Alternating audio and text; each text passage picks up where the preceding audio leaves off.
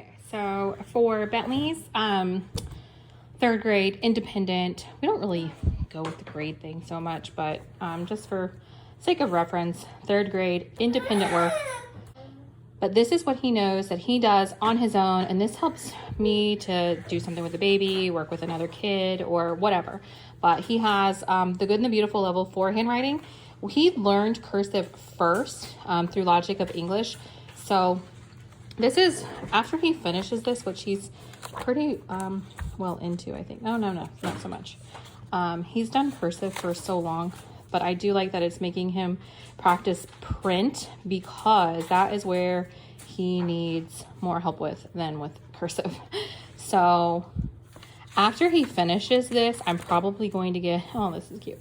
Haven't checked his handwriting from this past time, but anyway, I'm going to get him a print book. All the curriculums seem to do cursive as they get older. So I'm going to have to, I have a few on Amazon that I am looking out for. But anyway, he did level 3 before this. And then my younger one has done level 1 and is now working through level 2. So I do really like the Good and Beautiful's handwriting. I like that it incorporates some sort of drawing or little activity at the bottom or with it, or whatever, little mazes and stuff like that. So that's really great. And then he has, I'm not going to open this as much, but maybe towards the back because but I don't have his permission to share his journaling. Because I always ask, like, is it something you want to share or keep to yourself? And lately he's just wanted to keep it to himself. So a Christian Gratitude Journal for Kids, pick this up on Amazon. But this is really nice. They're all the same except for the Bible verse of the day. So he goes through here, circles what day of the week it is, writes the date, what he's thankful for, basically, what he's going to strive to be, and what I've been not very consistent about, that I want to be more consistent about, is at the end of the day, like after dinner, have him fill out this part, the blessings the day brought me, and then have a little doodle of the day. But there's that. And then I really like this, reading comprehension activities. So we were doing a couple of different reading comprehension things prior to this.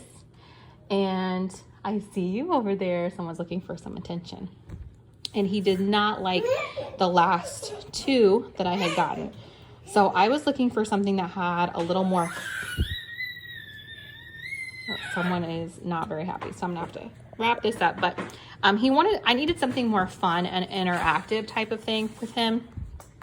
So I found this on Amazon, and since there's a little over 100, I felt like that was perfect for a school year because I don't have him do this on co-op days. Basically we do school 4 days a week. So, but this was really cute, and my first grader is doing this as well. But I like this. He had color and highlight different parts of the answers.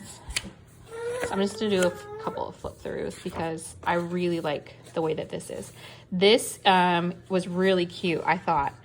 So he had to read this passage and read it to someone else. Then using a pencil tip, hold a paper clip and spin it like a spinner. And using the question word on the spinner, ask about the text. And I thought that, and see if your listener can answer it. I thought this was really clever and different, and just something you don't normally see. I don't know what you call these, but this is in here. So just a lot of fun, and he loves this. So it's just, finding what works. But this one is really great. I highly recommend it. I think it only goes to grade 3. So I'm hoping that maybe they'll put out, because I know, I think Target was carrying these, but they were new to Target. So I don't know if they're new in general. Because I'm hoping they'll come out with a grade 4 for him for next year, because I really do like this. And I think it's a really great way to make sure they're comprehending what they're reading. Even though we do a lot of reading together, and I know he's a strong reader, I just really wanted to reinforce the comprehension aspect of it.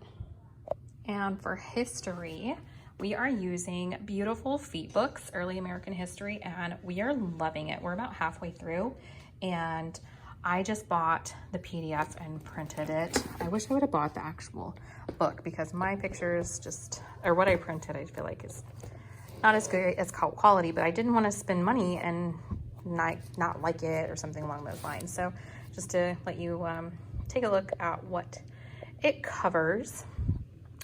We do not do this every single day. We do a history.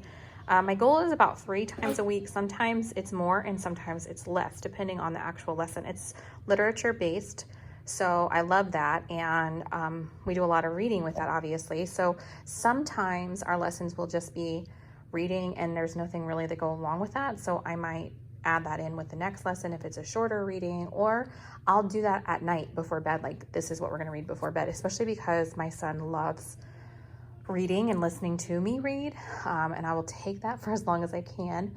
So sometimes we just do that for before bed. These are the cutouts, or the cutouts, what he will cut out and put in his history notebook. And some of them are colored, some of them he colored. Some of that stuff back there, that's from Teachers Pay Teachers that I had printed.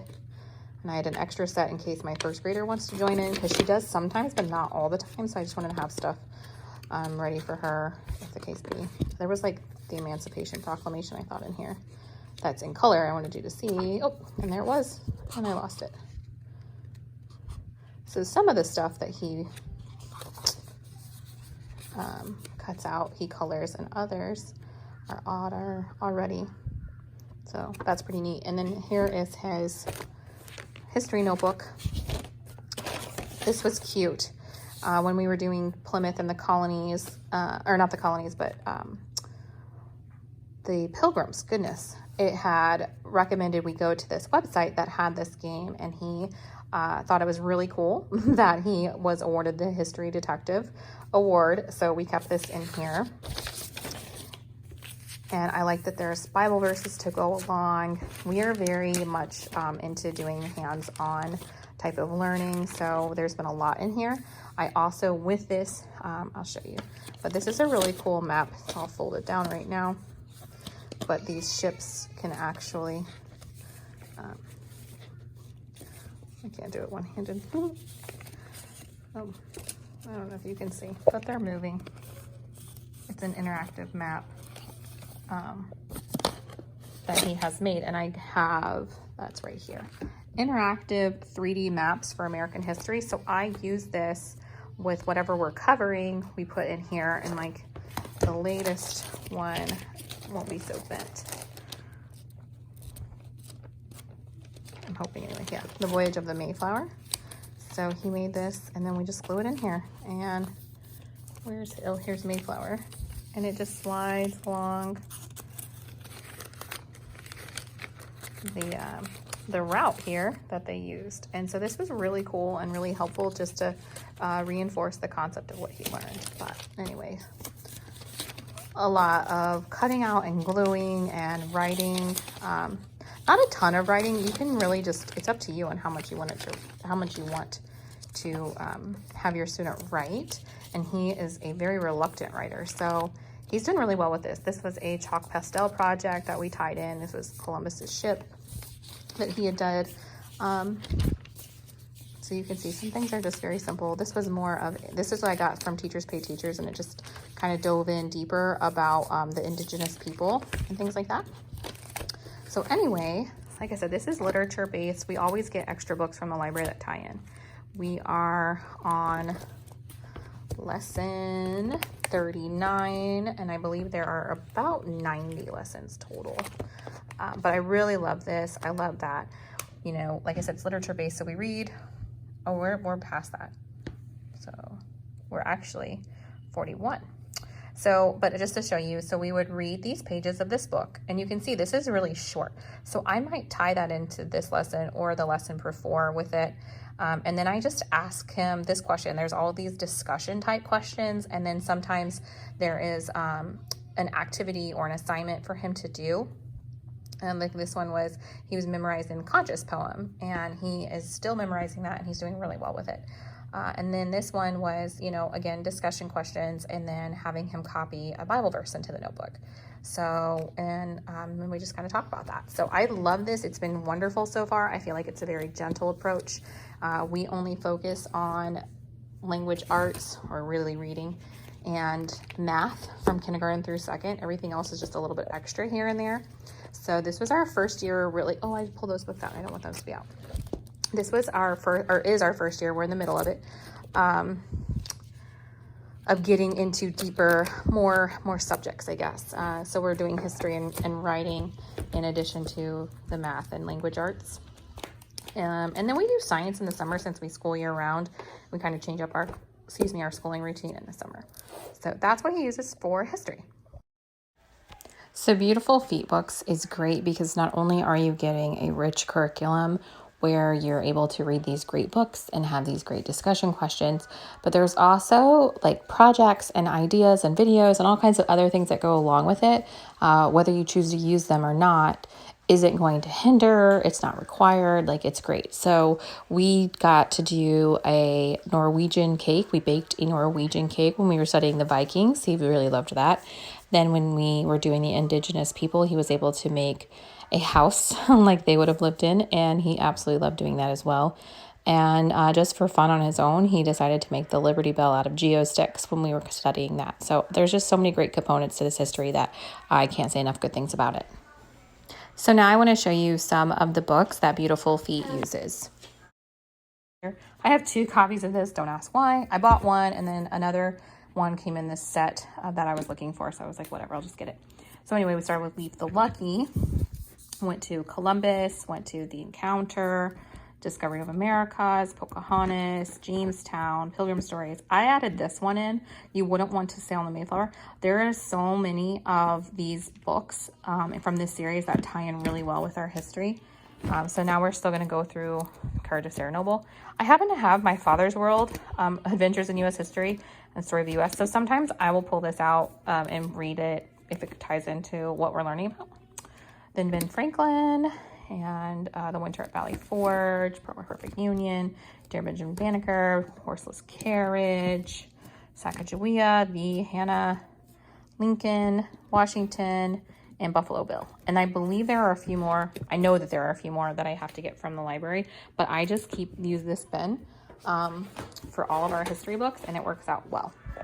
Okay, and so for language arts, we are really big lovers of the logic of English. And so he is currently wrapping up Essentials. We are on lesson, let me just double check here. I want to say 21.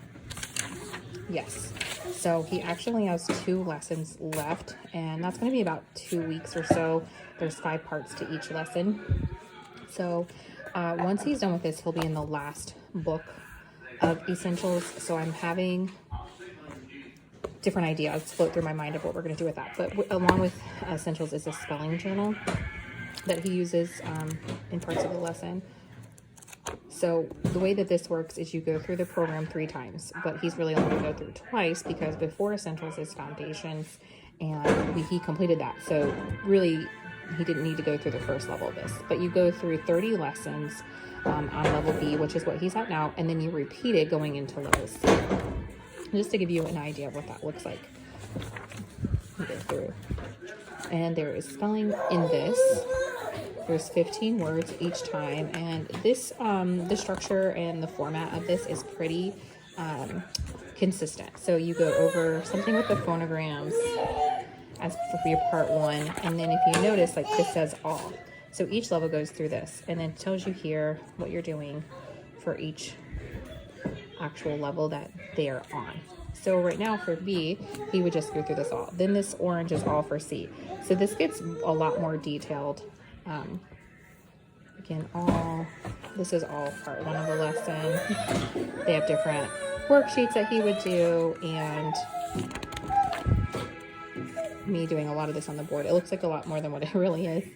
And then the second part is some sort of review with things. We skip a lot of this kind of stuff because, again, he had already built such a strong foundation in Logic of English Foundations that we didn't really find it necessary. It took me a while to find that flow, but I realized we didn't need to be doing so much of that because a lot of it was just repetition. And then you can see here we're getting into the spelling journal, and you can see different levels. So then the spelling list, there's 1 for each level. So right now he would be at the green with B, and then next, once he finishes this, he would be going through C. You start all the way back again. So you go through 1 through 30B, then 1 through 30 on level C. Yeah, so just give me 1 minute. They're watching TV to be busy. So anyway, my thing is before we jumped into essentials. I felt like he finished foundations kind of young and early, which was not an issue, but I didn't feel like he was ready to jump into this. So what we used as a bridge curriculum, as I call it, was a big chunk or part, a majority of The Good and the Beautiful, level 3. And I actually still have him do things from that from time to time. So I'm either going to let him, when he finishes this, which is just, we're in January and there's only a couple weeks of this, would be to go into level 4. Good and Beautiful just came out with a brand new updated language arts for this, and so I really like the idea of using this. I really like their idea of how they do spelling and writing is in here, so we might jump into that before going into C here.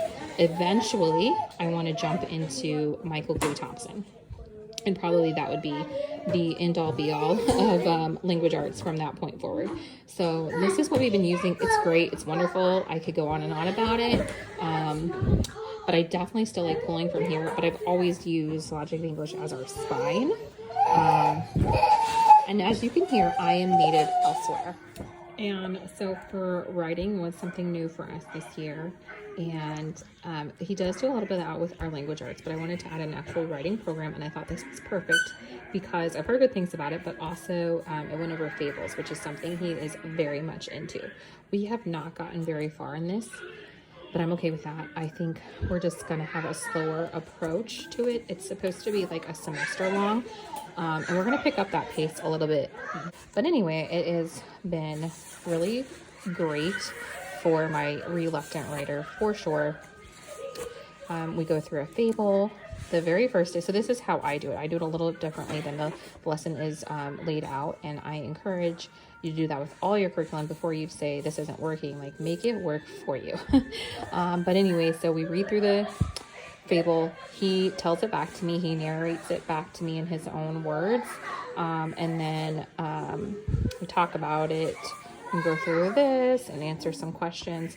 Then usually that's it for day 1. I keep it pretty light. So then day 2, we'll do this go deeper, where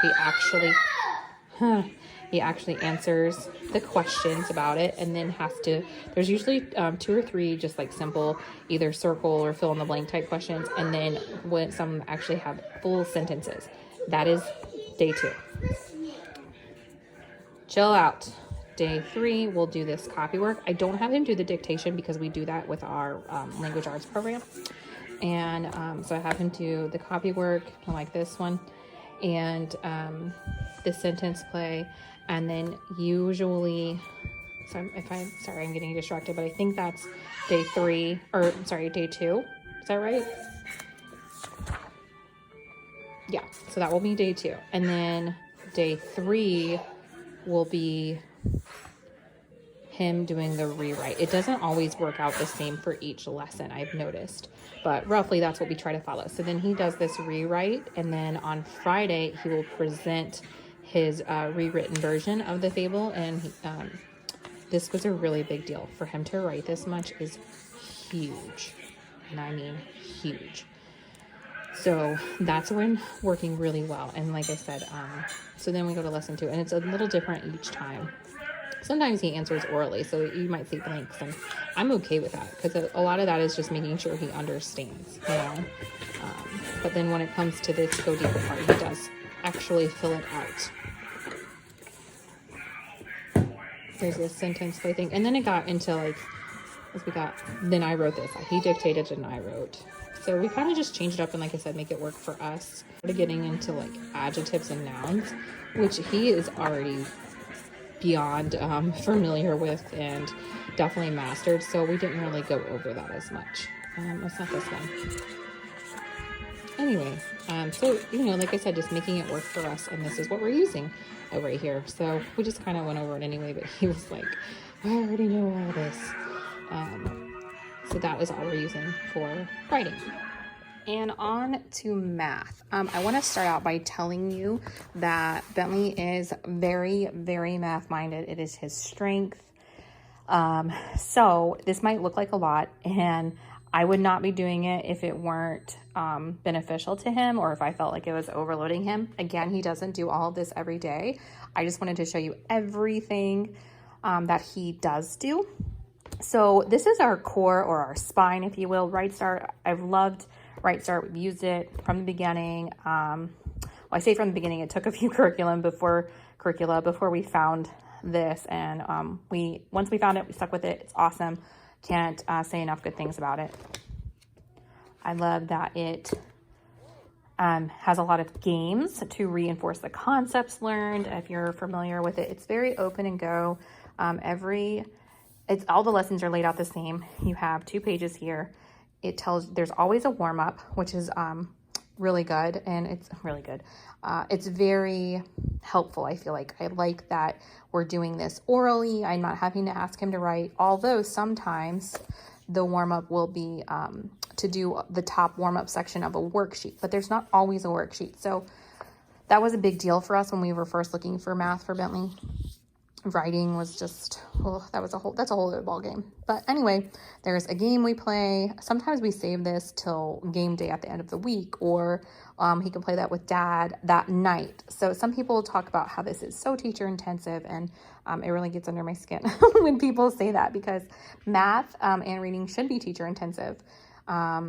You're teaching them this. So for us, it doesn't seem too teacher intensive, so to speak, because we make it work for us.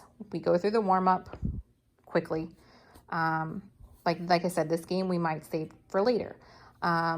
This is a review. So let me take this to a regular lesson. So for example, he does the warm-up section. Sometimes I will have him do this with his independent work. I have it written out for him so he knows what to do, or we go over it and he has it written down so he knows what to do. But anyway, so he will do that part. And then again, I just ask him this.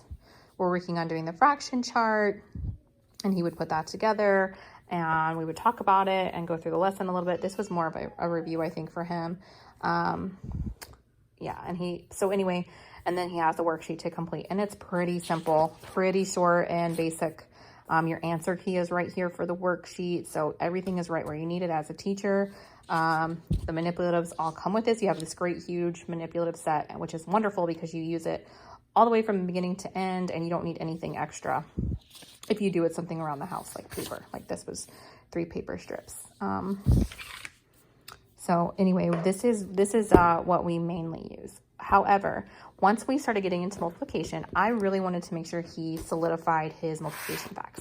So Kate Snow is known to be very similar to the Right Start method of teaching, and she does these facts that stick. There's multiplication, division, subtraction, and addition. And she actually just came out with a kindergarten curriculum. But anyway, I love this. It's a 10-week program, and we took a break from this to focus on this, and it was wonderful, and I highly recommend it if you are looking for something for multiplication. Like I said, he was doing well with multiplication, but I wanted to solidify those facts. I wanted him to have them memorized and known, and so this was a great way to do that. We didn't actually do 10 weeks because since it tells you, I just printed out the game boards on this side, practice pages over here. So what's really great about this is you do this very, very short lesson, and then what you do so basically there's 5 days to a lesson, and you're focusing on those facts for that week. So like, for example, so on Monday you will play multiplication race, and so we used our Right Start cards. It was perfect. And so you would flip over a card. 2 times 2 is 4, and you would put 4 on, cover the 4. Then the next day you play bump. Then the next day would be Wednesday. You would play 4 in a row. It's a different game. And then on Thursday, you play roll and cover. And then the final day of the week, Friday, you're playing over under. And that would be the same way every single week. So it was really consistent. And once you got that rhythm, you knew what you were doing. And then it got to a point where I would just ask him what his game choice was for that day. So once we would finish out our week and he had mastered that particular week's fact, he would earn a component for his banana split. And he picked the toppings for the banana split. And so each week we would just mark off once he had mastered that particular one. And at the end of it, we celebrated with the actual banana split itself. And this was really fun. It was something I did in school, and I wanted to continue that kind of tradition with my own family. Okay, and like I said, he is super mathy, so don't think we do all of this at once or that this is necessary. But at our co-op, they were offering Beast Academy with my favorite teacher there, so we went ahead and let him do that because co-op started in August, and over the summer, like I said, we take a shorter, or not necessarily shorter, but we kind of change up our summer schedule. We add in science, and then we do math 3 times a week and language arts twice a week. So on those 2 days that we were doing math, I was having him do Beast Academy online. And that way that gave him something educational to do while I worked with his sister one-on-one. So anyway, because of everything, once co-op was starting in August, I thought, well, what a great way to keep it going. And we only do it once a week. So he was able to kind of just supplement with this. And he's already gone through A and B, and he'll do C and D now that we're in January. Through May, he'll do C and D there. But again, it's once a week, and he just goes through it at his own, like you can see. Oh, this is the guide. Oh, I pulled out the guides instead of the practice pages. But anyway, he didn't actually do every single problem.